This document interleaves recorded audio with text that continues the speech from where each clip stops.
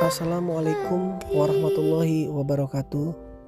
Hari ini personil Kompi 2 Batalion B Pelopor Satbrimob Aceh beserta TNI Koramil 011 Sungai Raya melaksanakan bakti sosial guna mewujudkan sinergitas dalam meringankan beban masyarakat di masa pandemi COVID-19.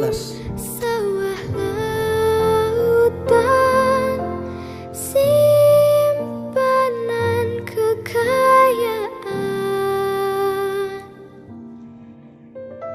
kini ibu sedang susah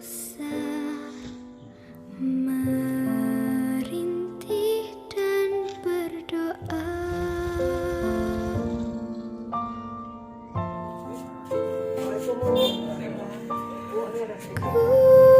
Kulihat ibu berdiri. Alhamdulillah dengan bakti sosial ini bisa meringankan beban ibu-ibu sekalian. Begitu juga saya secara pribadi mengucapkan ribuan terima kasih atas bantuan. Moga-moga apa yang bapak-bapak bantukan kepada desa kami ini semoga dibalas oleh Allah Subhanahu wa Ta'ala.